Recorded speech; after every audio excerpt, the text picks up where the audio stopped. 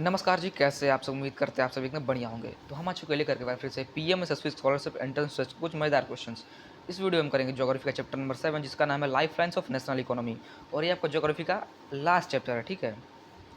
चलिए करते हैं पहला क्वेश्चन। क्वेश्चन नंबर 1 है, हाँ जी, क्वेश्चन नंबर 1 है, नेशनल हाईवे नंबर 8 कनेक्ट्स। तो नेशनल हाईवे जो 8 है वो किन-किन शहरों को कनेक्ट करता है, ठीक है? तो नेशनल हाईवे नंबर 8 कनेक्ट करता है दिल्ली को मुंबई से, ठीक है? दिल्ली को मुंबई से कनेक्ट करता है और साथ ही साथ बीच में जो बड़े शहर हैं जैसे कि जयपुर हो गया, उदयपुर हो गया, अहमदाबाद हो गया, वडोदरा हो गया, इन सारे शहरों को भी कनेक्ट करता है। तो basically national highway 8 connects Delhi to Mumbai, ठीक है? चलिए आगे बढ़ा जाए। अगला सवाल अगला सवाल है, what is the average national road density in India? पूछ रहा है भारत का जो एवरेज नेशनल रोड डेंसिटी है वो कितना है, ठीक है? रोड डेंसिटी मतलब कि 100 किलोमीटर स्क्वायर एरिया में कितना किलोमीटर रोड है, उसको बोलते हैं रोड डेंसिटी। तो पूछ रहा है इंडिया का एवरेज नेशनल रोड डेंसिटी, ठीक है? तो वो है आपका 75 किलोमीटर, यानी कि हर 100 किलोमीटर स्क्वायर के एरिया में 75 किलोमीटर का रोड है, ठीक है? चलिए आगे बढ़ते हैं। अगला सवाल और नेक्स्ट नेक्स्ट क्वेश्चन है, which one of the following does not belong to land transport? तो इनमें से कौन सा जो है लैंड ट्रांसपोर्ट से बिलोंग नहीं करता, यानी कि ऐसा कौन सा ट्रांसपोर्ट है जो कि ज़मीन से नहीं, ज़मीन पर नहीं है, ठीक है? तो रोड्स बेसिकली लैंड ट्रांसपोर्ट है, ठीक है? वो लैंड पे है, ज़मीन पे है। रेलवेज़ भी आपका ज़मीन पे है, हवा में थोड़ी रेल उड़ता है, ज़मीन पे है, ठीक है?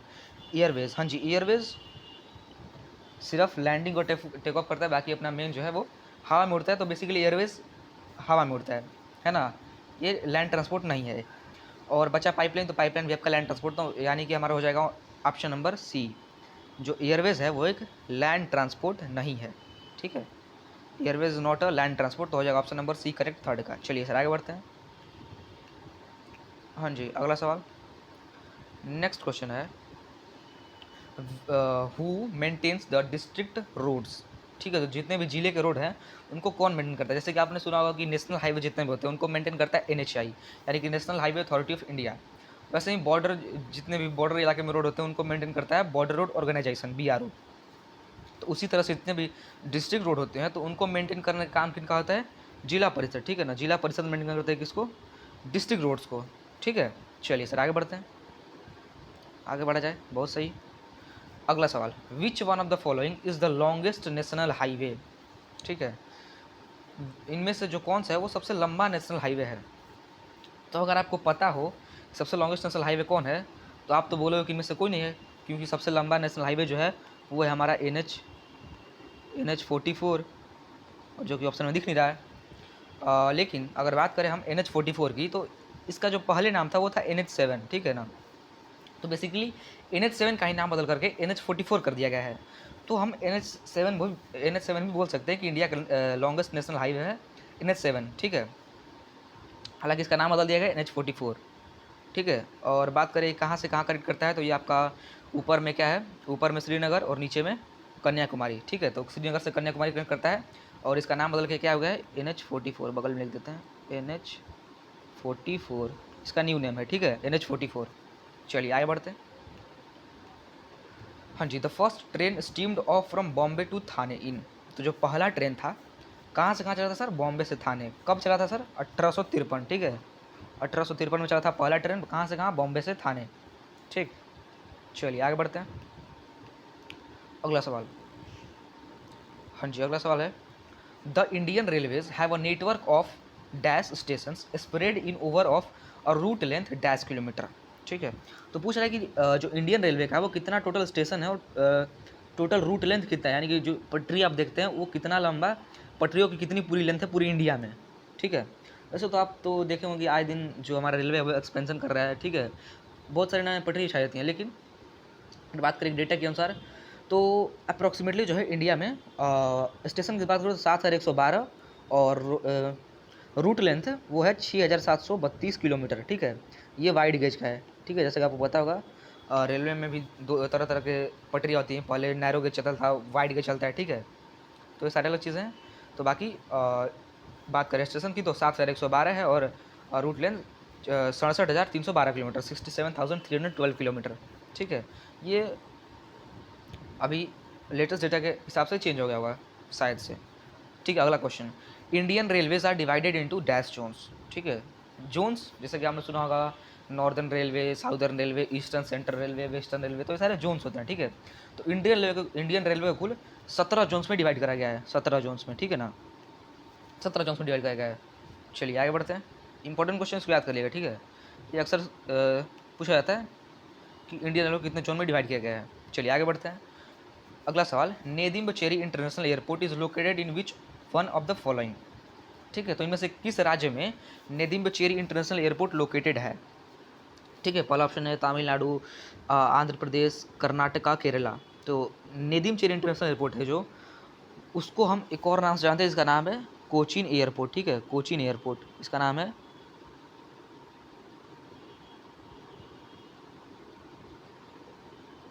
कोचीन एयरपोर्ट, ठीक है ना, कोचीन इंटरनेशनल एयरपोर्ट, ठीक है।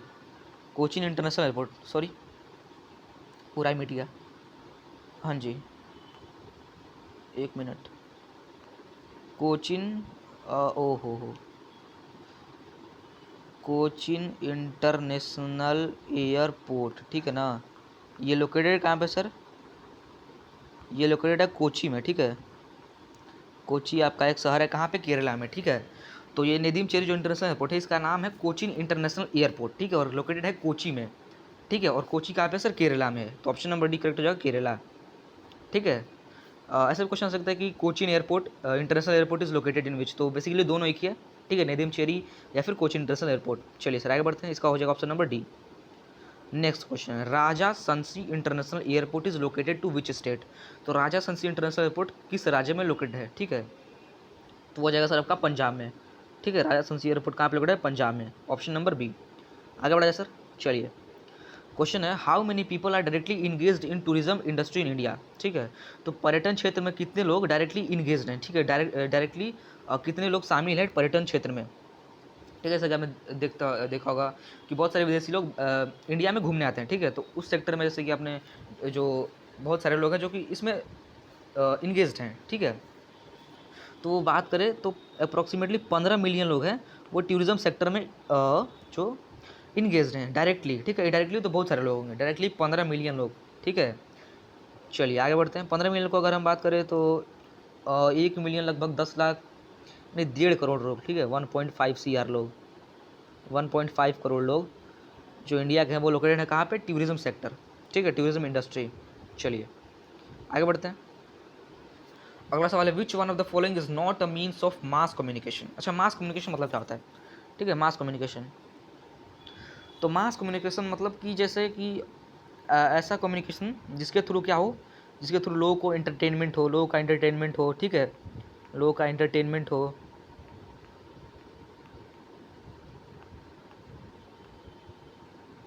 लोगों का एंटरटेनमेंट हो, साथ ही साथ जैसे कि अवेयरनेस क्रिएट हो लोगों में किसी भी चीज़ के रिलेटेड, ठीक है। तो वैसे मीन्स ऑफ कम्युनिकेशन को हम बोलते हैं मास कम्युनिकेशन, ठीक है। जैसे फिल्म्स है, क्या करता है, एंटरटेनमेंट करता है, लोगों को एंटरटेन करता है। फिर न्यूज़पेपर है तो वो क्या करता है, अवेयरनेस क्रिएट करता है लोगों में। फिर रेडियो है तो रेडियो भी सेम काम करता है आपका, एंटरटेनमेंट भी करता है, जैसे गाने सुनते हैं आप, फिर रेडियो पे बहुत सारे लाइव टेलीकास्टिंग होती है तो वो आपके क्रिएट अवेयरनेस के लिए है, ठीक है। लेकिन अगर बात करें हम कार्ड्स एंड एनवेलप्स की, तो ये जो है लोगों में अवेयरनेस क्रिएट नहीं करता है और ना ही लोगों में लोगों को एंटरटेन करता है, क्योंकि भैया हम कार्ड से पता चला कर लेने लगे एंटरटेनमेंट तो पूरा 100 से भी अधिक साल लग जाएंगे किसी काम को करने में, ठीक है। तो कार्ड्स एंड एनवेलप जो है वो एक पर्सनल मीन्स ऑफ कम्युनिकेशन है, ठीक है, ये मास मीन्स ऑफ कम्युनिकेशन नहीं है, ठीक। चलिए चिट्ठी, चिट्ठी आती है, ठीक है। चलिए सर अगला सवाल है, in which language are maximum number of newspaper publish in India. तो सीधा सा आंसर है सर हिंदी में, ठीक है ना। इंडिया में जो मैक्सिमम न्यूज़पेपर पब्लिश होते हैं वो हिंदी में होता है, ठीक। चलिए सर आगे बढ़ते हैं। अगला सवाल, which one of the following commodities does not belong to items of export. तो इनमें से कौन सी जो कमोडिटी है वो आइटम्स ऑफ एक्सपोर्ट को बिलोंग नहीं करती है। तो पहला है इंजीनियरिंग गुड्स, दूसरा है एग्रीकल्चर एंड एलाइड प्रोडक्ट्स, तीसरा है जेम्स एंड ज्वेलरी, और चौथा है फर्टिलाइजर। देखिए इंजीनियरिंग गुड्स का अच्छा सा मतलब अच्छा खासा एक्सपोर्ट होता है और बहुत ज़्यादा एक्सपोर्ट होता है। फिर एग्रीकल्चर एंड एलाइड प्रोडक्ट्स भी अच्छा खासा एक्सपोर्ट होते हैं, जेम्स एंड ज्वेलरी भी इंडिया से एक्सपोर्ट होते हैं। लेकिन जो फर्टिलाइजर है वो एक ऐसा कमोडिटी है जो कि नहीं बिलोंग करता है किसके, आइटम ऑफ एक्सपोर्ट को बिलोंग नहीं करता है, क्या, फर्टिलाइजर्स। चलिए सर तो 14 का हो जाएगा ऑप्शन नंबर डी, ठीक है। आगे बढ़ जाए। चलिए अगला सवाल, इंडियाज़ इंटरनेशनल ट्रेड इज़, जो इंडिया का इंटरनेशनल ट्रेड है वो कैसा है, ठीक है। देखिए अगर बात करें हम ट्रेड की, तो according to balance of payment, ठीक है ना, according to balance of payment यहाँ पे समझते हैं। अकॉर्डिंग टू, एक मिनट, according to balance of payment,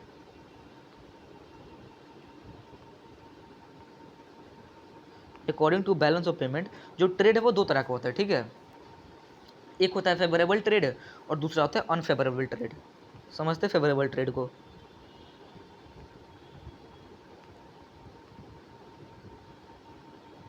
ठीक है ना, फेवरेबल ट्रेड, और दूसरा होता है नॉन फेवरेबल ट्रेड, ठीक है ना। तो समझते हैं पहले फेवरेबल ट्रेड को, ठीक है। ये फेवरेबल ट्रेड, ठीक है, स्पेलिंग थोड़ा सा सही है लेकिन बट लिखा नहीं पाया अच्छे से, ठीक है ना। फेवरेबल ट्रेड यहाँ पे स्पेलिंग आप देख सकते हैं, FAVOURABLE, ठीक है, फेवरेबल ट्रेड। ठीक, देखिए फेवरेबल ट्रेड में क्या होता है, जैसे कोई भी कंट्री है तो वो क्या करती है, इम्पोर्ट करती है, एक्सपोर्ट करती है। इंटरनेशनल ट्रेड में तो क्या होता है कि फेवरेबल ट्रेड में जो उसका एक्सपोर्ट, जब किसी भी कंट्री का जो एक्सपोर्ट है वो ज़्यादा होता है एज़ कम्पेयर टू इम्पोर्ट, ठीक है। यहाँ पे कंपैरिजन हो रहा है किसके किसके बीच में, एक्सपोर्ट और इम्पोर्ट के बीच में। तो अगर किसी कंट्री का जो एक्सपोर्ट है वो ज़्यादा है किसके कंपैरिजन में, इम्पोर्ट कम और एक्सपोर्ट ज़्यादा है, तो यानी क्या होगा, उसको फ़ायदा होगा उस कंपनी को, ठीक है, क्योंकि एक्सपोर्ट ज़्यादा कर रही है, ज़्यादा पैसा आ रहा है, और इम्पोर्ट कम कर रही है यानी कि पैसा कम खर्चा हो रहा है, तो सीधे सीधे बात उसको फ़ायदा हो रहा है उस कंट्री को। तो इन दिस केस वो जो कंट्री है वो बैलेंस ऑफ पेमेंट के अकॉर्डिंग वो फेवरेबल ट्रेड कर रही है, ठीक है, फेवरेबल इंटरनेशनल ट्रेड कर रही है। लेकिन वहीं अगर बात करें इसका ठीक उल्टा, एक्सपोर्ट कम हो और इम्पोर्ट ज़्यादा हो, तो वहाँ पे क्या होगा, वहाँ पे जो कंट्री है उसको पैसा ज़्यादा खर्च करना पड़ रहा है ना, एक्सपोर्ट कम हो रहा है, यानी कि सामान बाहर हम ज़्यादा कम भेज रहे हैं, यानी पैसा हमारे पास कम आ रहा है, ठीक है, और इम्पोर्ट हम ज़्यादा कर रहे हैं, यानी पैसा हमारा ज़्यादा खर्च हो रहा है, तो ऑब्वियसली हम वहाँ पे लॉस में हैं, तो इसको बोलते हैं अनफेवरेबल। समझ रहे हैं, आपने सुना होगा फेवरेबल कंडीशंस और अनफेवरेबल कंडीशंस, तो सेम वही चीज़ है। तो यहाँ पर हो जाएगा अनफेवरेबल कंडीशंस, जहाँ पे कि एक्सपोर्ट कम हो और इम्पोर्ट ज़्यादा हो, यहाँ पे यानी कि वो घाटे में हो, ठीक है। तो बेसिकली ये चीज़ है। अब बात कर रहे हैं, क्वेश्चन पूछ रहा है कि इंडियाज़ इंटरनेशनल ट्रेड, ठीक है, तो सबको पता होगा सर इंडिया का क्या है कि एक्सपोर्ट कम है और इम्पोर्ट ज़्यादा है, ठीक है। इंडिया का एक्सपोर्ट कम है और इंपोर्ट ज़्यादा है, यानी कि इंडिया अभी लॉस में है अकॉर्डिंग टू ट्रेंड, मतलब लॉस में नहीं है लेकिन फिर भी वो होता है ना, एक्सपोर्ट कम है, एक्सपोर्ट कम और इंपोर्ट ज़्यादा है, ठीक है।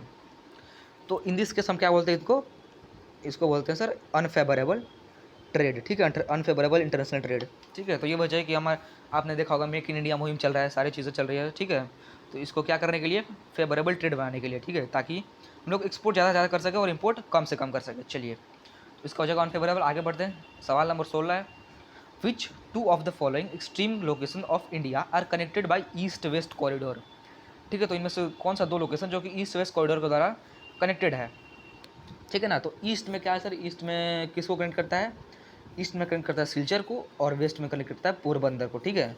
तो जो ईस्ट वेस्ट कॉरिडोर है वो ईस्ट में कनेक्ट करता है सिलचर को और वेस्ट में कनेक्ट करता है पोरबंदर। सिलचर कहाँ पे सर सिलचर है आसाम में, और पोरबंदर है सर आपको गुजरात में, ठीक है। तो अगर पूछे कि अभी पूछ रहा है लोकेशंस को, किन एक्सट्रीम लोकेशंस को कनेक्ट करता है, तो वो हो जाएगा सिलचर और पोरबंदर। लेकिन अगर पूछे कि किन स्टेट्स को कनेक्ट करता है ईस्ट वेस्ट कॉरिडोर, तो वो हो जाएगा गुजरात और आसाम, ठीक है। सिलचर है आसाम में, और जो आपका ये पोरबंदर है, एक सेकंड थोड़ा सा अच्छे से हो जा भाई साहब, ये जो सिलचर है वो आपका आसाम में है, ठीक है ना। ओहो, और पोरबंदर जो आपका गुजरात में है, ठीक है, जी जी, ठीक। तो गुजरात में पोरबंदर और आसाम में सिलचर, ठीक है। तो ईस्ट वेस्ट कॉरिडोर कहाँ कनेक्ट करता है, सिलचर को पोरबंदर से या फिर आसाम को गुजरात से। और अगर बात करें हम नॉर्थ साउथ कॉरिडोर की, तो हमने देखा कि नॉर्थ साउथ कॉरिडोर कौन सा है सर, NH44 है, और वो किसको कनेक्ट करता है, श्रीनगर को कन्याकुमारी से, ठीक है। श्रीनगर कन्याकुमारी से कनेक्ट करता है नॉर्थ साउथ कॉरिडोर, वो है NH44। चलिए सर, NH7 भी उसको बोलते हैं। आगे बढ़ते हैं, अगला सवाल, which mode of transportation reduces transshipment loss and delays, ठीक है। तो कौन सा जो ट्रांसपोर्टेशन का मोड है वो ट्रांसशिपमेंट लॉस और डिलेज को कम करता है, ठीक। अब समझते हैं ट्रांसशिपमेंट लॉस क्या होता है। ट्रांसशिपमेंट लॉस यानी कि जैसे आपने देखा होगा, जैसे कुछ भी ट्रांसपोर्ट होता है, तो जैसे हमने किसी भी चीज़ को शिप से ट्रांसपोर्ट किया, ठीक है, पानी वाले जहाज से ट्रांसपोर्ट किया, तो क्या होगा, पहले यहाँ से मतलब एक गाड़ी से जाएगा, ट्रक से जाएगा, ठीक है, कहाँ जाएगा, पोर्ट में जाएगा, फिर पोर्ट में वो सामान अनलोड होगा, ठीक है, फिर अनलोड होकर के वो शिप पे लोड होगा, तो ये सब करने में, ये सब चीज़ों को करने में क्या होता है कि सामान का कुछ लॉस होता है, जैसे कुछ सामान टूट फूट जाते हैं, जैसे आपने देखा होगा ट्रांसपोर्ट में कुछ सामान टूट जाते हैं, कुछ खराब हो जाते हैं, ठीक है, ऐसे ये सारी चीज़ होती हैं, ठीक है। अब देखिए रेलवेज़ में क्या है, रेलवे में सेम चीज़, यहाँ पे लोडिंग अनलोडिंग का वो झंझट, फिर ठीक है पाइपलाइन, तो पाइपलाइन में ऐसा बिल्कुल नहीं है, ठीक है। बाकी देख लिया आप, रोडवेज भी है, वाटरवेज भी है, तो इन सब में क्या है कि लोडिंग अनलोडिंग का मेन चीज़ है, वहाँ पे लॉस होता है और डिले भी होता है, ठीक है।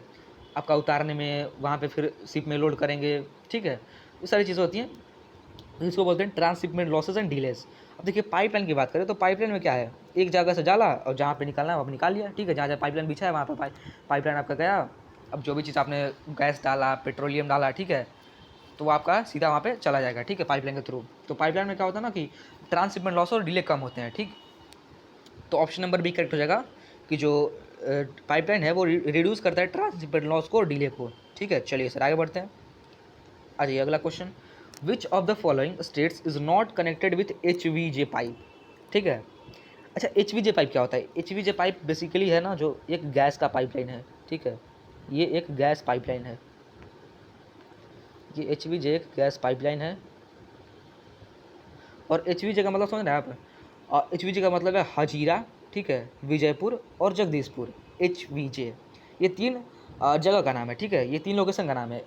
हजीरा जो आपका गुजरात में है, ठीक है, और विजयपुर जो आपका है मध्य प्रदेश में है, और जगदीशपुर जो है वो आपका उत्तर प्रदेश में है। अब पूछ रहा है कि जो इनमें से, अच्छा देखिए आपका जो HVJ का फुल फॉर्म था ना, उसी में इस क्वेश्चन का आंसर छिपा है, क्योंकि पूछ रहा है, क्वेश्चन है कि कौन सा स्टेट है जो HVJ पाइपलाइन के थ्रू कनेक्टेड नहीं है। तो देखिए हमने देखा हजीरा कहाँ पे है सर, हजीरा है गुजरात में, तो गुजरात ऑब्वियसली कनेक्टेड है, ठीक है, गुजरात ऑब्वियसली कनेक्टेड है, गुजरात कनेक्टेड है। फिर जो आपका विजयपुर है वो MP में है, तो मध्य प्रदेश भी कनेक्टेड है, ठीक है। फिर जो आपका लास्ट में बचा जगदीशपुर, वो UP में है, वो भी कनेक्टेड है।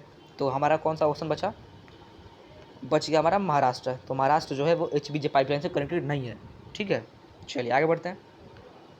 अगला सवाल, which one of the following ports is the deepest landlock and well protected port along the east coast, ठीक है, ईस्ट कोस्ट यानी कि हमारा पूर्वी जो तट है, ठीक है। अच्छा समझते हैं लैंडलॉक क्या होता है। लैंडलॉक यानी कि जैसे कि हाँ जी ऐसे कुछ इस तरह से,